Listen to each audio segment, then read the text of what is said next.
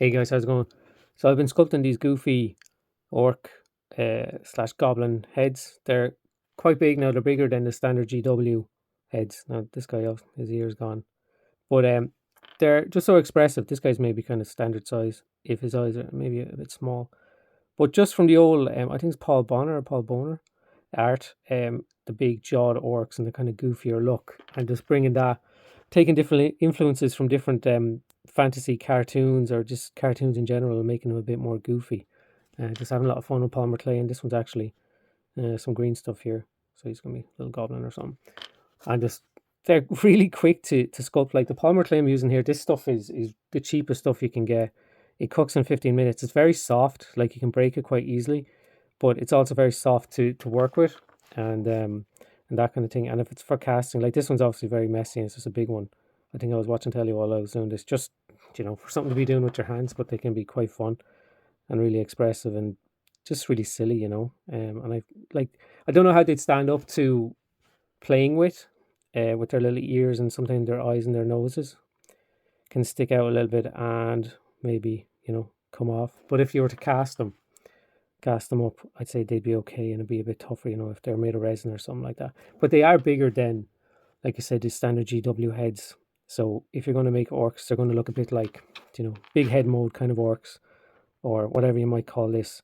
But that's 28 mil. That's a 25 mil base. So his head is the same size as his body, and that's some Frostgrave arms there, and that's the army man body with some hot glue, so that I can just cover that up. I could sculpt over it, or I'll just put a bit of tissue over it or something like that. Nobody's gonna be looking at that when they've got a big, when you've got a big goofy head like this. Like, and it'd be so much fun to paint this up. You'd have no worries doing the eyes or the teeth and that kind of thing, or just bring it to the extreme and just make them really really goofy, like big nose like that and all the teeth.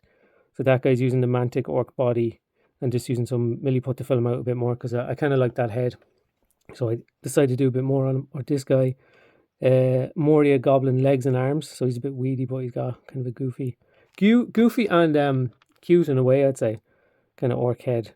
So this is just from, looking at loads of different companies or different art of orcs and goblins online, and just saying, I'll do a quick head. And it's so easy to sculpt them because they're the larger scale, you know what I mean? So I'd say it's not for everybody, but the scale wise, it just makes whatever miniature you're using look really goofy, but they're fun to sculpt. And I'd say I'd recommend pick up some cheap polymer clay. Like I just got a new set of it actually with the different colors as well. It's just something satisfying about sculpting, and then while you're sculpting, it being in different colors, like this guy here, right? That guy there. It's going to focus. That he's not cooked. I'd recommend give it a go. And maybe like if you're starting at the big goofy scale like this, like obviously that guy's a mess. If you're starting at a big scale like this, you can work to do something a bit more standard scale. I think that's probably pretty good to a GW, or that fits the body a little bit more. So there's all other mad orcs and stuff like that. So that's kind of what I've been working on a bit. Building on top of this whole chaos thing that I was doing there a while ago, and just having fun with the really expressive, goofy orc heads, and going from there. If you want to see more, I suppose, I post a bit more on my Instagram and stuff like that.